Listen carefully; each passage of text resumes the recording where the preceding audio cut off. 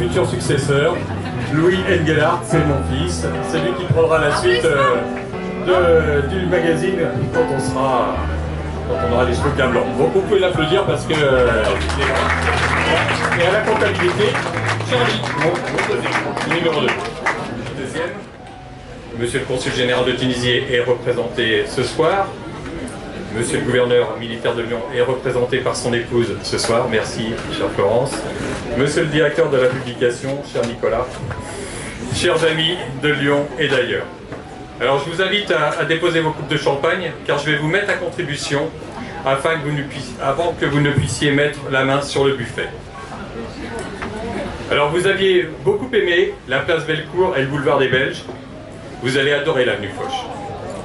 Le lancement de cette édition spéciale coïncide avec les 150 ans du 6e arrondissement, notre territoire d'implantation depuis la création de Lyon People, il y a 17 ans. Nous sommes ravis, monsieur le maire, d'apporter notre contribution aux festivités que vous organisez à cette occasion. Voilà plus d'un an que notre comité éditorial, composé de l'écrivain Jacques Bruyas, des historiens Gérard Corneloup et Jean Éthévenot, de l'architecte des PLG Pierre Jourdan, du chroniqueur gastronomique Christian Mur et d'Éric Planat, généalogiste éclairé, planche sur le sujet. Grâce à leurs recherches, vous allez découvrir des aspects inédits de l'avenue Foch, sur laquelle vous résidez, mais je pense qu'il y a beaucoup de choses que vous ne connaissez pas encore sur cette avenue. Savez-vous par exemple ce qu'il y avait à la place de l'église de la Rédemption? Allez. Alors la maman de Nicolas me dit une mosquée, non, pas encore. Pas encore. Bon ben ça, vous le découvrirez bien sûr dans notre magazine. Alors, Maître Soulier est parti, mais normalement c'est un fidèle paroissien, normalement il devrait savoir ça. Par contre, on a aussi ce soir la présence du vicaire de la Rédemption, monsieur l'abbé Jérôme Lebel. Est-ce que vous saviez, monsieur l'abbé, ce qu'il y avait à la place de votre église? Vous n'avez pas encore. Donc vous prendrez 2 exemplaires. Un pour vous et un pour monsieur le curé. Pour réaliser ce numéro de 240 pages, notre équipe n'a pas ménagé sa peine. Nos collaborateurs ont couru un marathon d'1 an sans faiblir. Bien sûr, nos infographistes Valérie Baranco et Ghislain Lenné, vous verrez la maquette est tout simplement remarquable. Nos journalistes Yves Espegnet, Christophe Magnette, Morgane Couturier et Sophie Guivarch, ainsi que nos photographes Annick Martin, Chris, Jean-Luc Meige, Sabi Maviel et Fabrice Sif qui ont mitraillé l'avenue sur toutes ces coutures. Un grand merci à Laurette, ma chérie, Pierre et Eric d'avoir consacré une journée entière à sa relecture. Et 240 pages, il fallait bien ça. Un grand merci aussi à notre équipe commerciale dirigée par mon ami et associé Nicolas, avec Axel, Alexia et Jean-François. Le nerf de la guerre, c'est eux. Parce qu'un journal comme ça coûte cher. Vous pouvez les applaudir.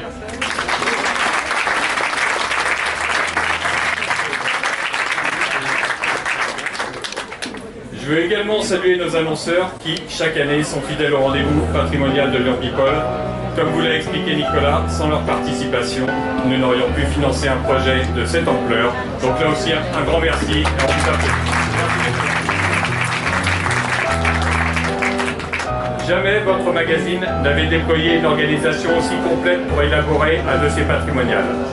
Et l'appui logistique de nos partenaires institutionnels a été déterminant. Alors bien entendu, la mairie du 6e, et plus particulièrement Damien Bouy-Perret, qui a fait le lien avec beaucoup d'entre vous. Un grand merci Damien, et je pense qu'on peut l'applaudir. Les généalogistes de l'étude Couteau-Röring, dirigés par Paul Loriot, qui ont affiné nos biographies familiales et fait parfois des découvertes bien tristes. Vous verrez ça, mais beaucoup de choses malheureusement ne seront pas publiées. Les notaires de l'étude Brémins, avec lesquels nous avons exhumé et analysé plus de 150 titres de propriété, des actes de vente et des règlements de copropriété. Chaque immeuble est chroniqué avec 2, 3, voire 4 pages. Donc on a tous les habitants depuis la construction de chaque immeuble. C'est un travail colossal qu'on a fait et un grand merci aux notaires. Merci cher Dominique Brémins, merci cher Paul Loriot, c'est exceptionnel ce que vous avez fait avec nous ce soir. Bien entendu, un grand merci à vous, chers habitants de l'avenue Foch, vous êtes très nombreux ce soir, sans qui rien n'aurait été possible. Un grand merci de nous avoir ouvert les portes. Merci.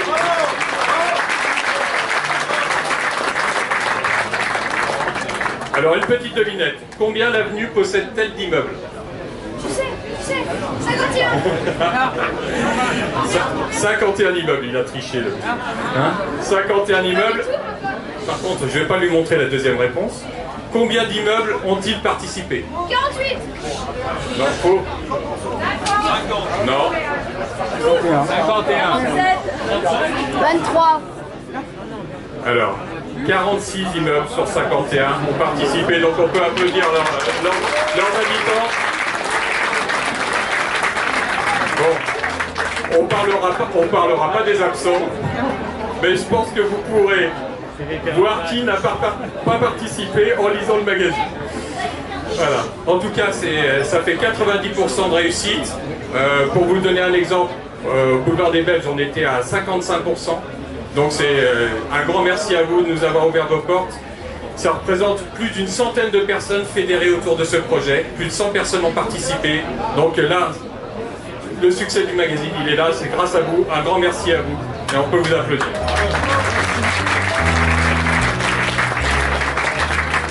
Alors, les plus érudits d'entre vous savent que l'avenue de Noailles s'appelait jusqu'en 1929. L'avenue Foch s'appelait sur le H. Mais alors, qui était le comte Alexis de Noailles? Alors, on a quand même une centaine d'habitants de l'avenue Foch ici, dans des très vieilles familles, des représentants des très vieilles familles. Est-ce que quelqu'un sait qui était Alexis de Noailles? Bon. Vous n'aurez pas pour autant le droit de prendre plus d'un exemplaire ce soir. Mais je pense qu'il va falloir que vous révisiez un petit peu vos classiques. Alors vous lirez sa biographie qui a été faite de la main de Jean Etévenot, qui est là avec nous ce soir. Alors pour résumer, il s'agit d'un député royaliste du Rhône et de l'Oise, qui fut ministre de Charles X et servit Louis-Philippe. Il n'avait pas démérité, mais pourtant on le mit au placard au profit de Foch.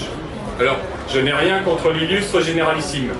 Mais il semblerait qu'au moment des délibérations, quand il s'agit de trouver une avenue à ce très grand chef de guerre, les radicaux du conseil municipal furent tout heureux de décapiter le député royaliste. Vous savez que la République est rancunière. Elle a fait de même avec la place sur laquelle nous nous trouvons. Comment s'appelait-elle à sa création? Allez, je vous fais participer. Morand. Avant Morand. Voilà, exactement. C'était la place Louis XVI. Bravo. Et seuls ses défenseurs, Malesherbes, XVI et Tronchet, ont sauvé leur tête pour le moment. Et c'est pour ça qu'ils sont là, parce que c'était les avocats de Louis XVI et c'est pour ça qu'ils ont leur rue autour de la place. Et puisque certains d'entre vous ont à juste titre évoqué Morand, on va lui rendre hommage, parce que lui aussi a été guillotiné une seconde fois quand on attribua le cours qu'il avait créé à Franklin Roosevelt. Il a ensuite perdu sa place et il ne lui reste plus qu'un pont édifié à l'emplacement du sien et que nous allons vite traverser pour rejoindre l'avenue Foch qui nous réunit aujourd'hui. Alors, en démarrant cette enquête hors norme qui a nécessité plus d'1 an de travail, je me suis posé cette question, puisque moi je joue sur mon terrain ce soir ici, que reste-t-il de l'avenue Foch de mon enfance? Et je vous parle d'une époque où chaque maison est désignée par un nom de famille et pas un numéro. On parle de l'immeuble Tronel, qui sont là ce soir, pour le 45. On parle de la maison Manivet, pour le 1 place de Chavannes. On jalouse secrètement les Sainte-Olive, en passant devant leur pâté de maison, celui-là.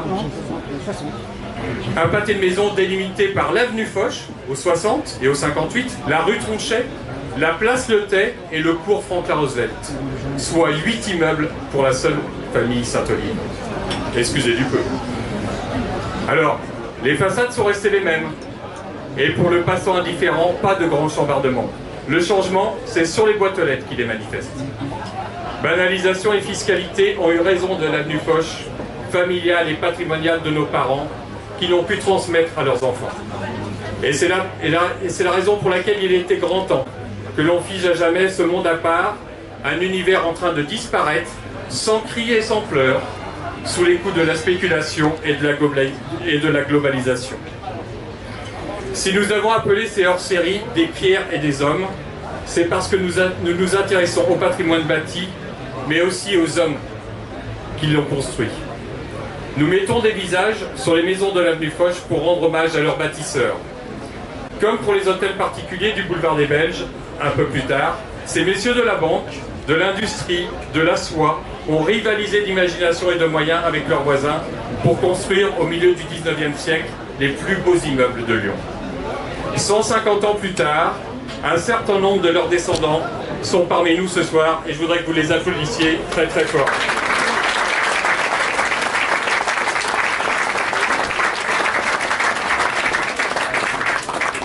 Mais ne vous y trompez pas, même si la moitié des immeubles, vous m'entendez bien au fond, même si la moitié des immeubles ont encore entre leurs murs des représentants des familles originelles, vous êtes, mesdames et messieurs, une espèce en voie de disparition.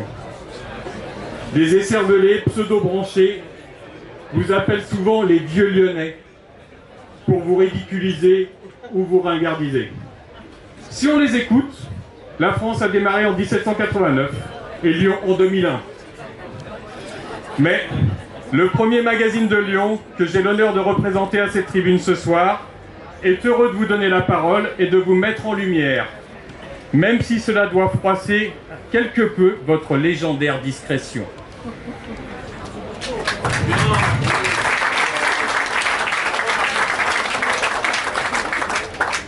Avec ce hors-série exceptionnel, Lyon People lance une invitation aux nouveaux Lyonnais pour qu'ils lèvent les yeux sur la ville qui les accueille et aux Lyonnais de souche pour qu'ils relèvent enfin la tête.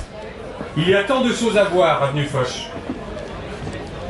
En se baladant, ils répondront au sourire des cariatides incrustés dans la façade du 63, la famille Bissuel. Ils salueront les personnages de la Renaissance gravés dans la porte du 60, chez les Saint-Olive. Répondront avec flemme au sourire des Angelots du 7, se découvriront devant les têtes couronnées du 23 ou du 25, se joueront du serpent enlacé au fronton du 31, chez Myriam Mahler, avant de vendanger les belles grappes du 9. Ce magazine Lyon People consacré à l'avenue Foch, c'est un hymne à la diversité architecturale. Ne pensez pas qu'on fait que du people chez Lyon People. C'est un hymne à la diversité architecturale. On vous en parle beaucoup de diversité. Par contre, diversité architecturale, il n'y a que nous qui vous en parlons. Une ode aux 100 villages et aux 100 clochers qui composent notre métropole. Une diversité aujourd'hui menacée et un patrimoine éparpillé façon puzzle. Ne vous y trompez pas, le Grand Hôtel-Dieu est l'arbre qui cache la forêt. Partout, la communauté urbaine s'évertue à détruire les hôtels particuliers, les maisons populaires, les ateliers d'artisans, les derniers jardins privés. Et que dire de la prolifération aberrante des supérettes et des supermarchés qui détruisent notre commerce traditionnel de proximité. Même la place Bellecour n'est pas épargnée. Vous imaginez un Monoprix, place Stanislas ou place Vendôme? Non. Mais par contre, nous, place Bellecour, on a un Monoprix. Alors, chers habitants de l'avenue Foch, vous avez de la chance.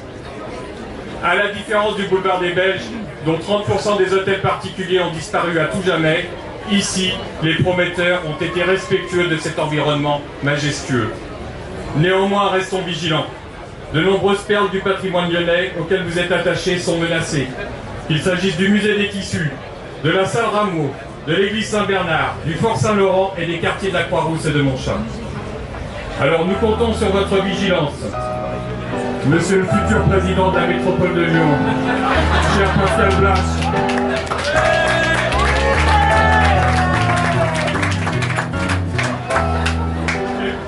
Il a quand même candidaté. Hein. Il fait tout timide, mais il a quand même candidaté. Il a dit qu'il était disponible. Il a dit que... Cher Pascal, nous comptons sur votre vigilance, cher Pascal. Nous comptons sur votre vigilance pour que notre cité retrouve un juste équilibre entre ses constructions contemporaines et son habitat traditionnel. Par le biais des EBP, c'est un terme technique que vous ne connaissez pas, mais vous allez apprendre à connaître, les éléments de bâti à préserver. Vous avez la possibilité de stopper les démolitions dans les quartiers et les villages historiques, tout en favorisant la promotion immobilière, parce que ça c'est très important. Il faut que la promotion puisse se développer dans les zones en devenir. Vous avez du pain sur la planche, cher Pascal, je pense qu'on peut l'encourager.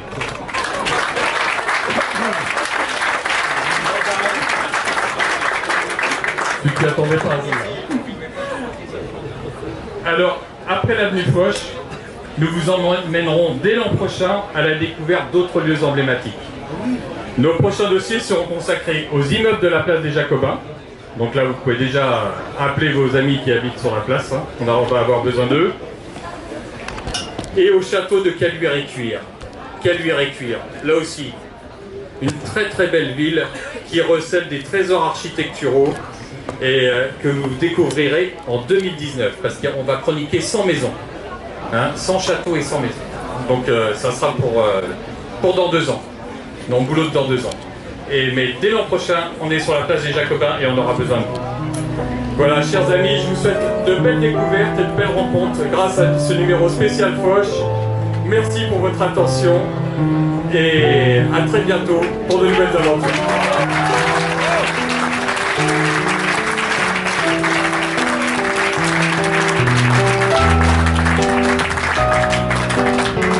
Je vais juste conclure par les petites annonces pratiques avant l'ouverture du buffet préparé par les cuisiniers du Café du Pont et arrosé par la maison de champagne à Môme. Vous êtes plus de 200 ce soir.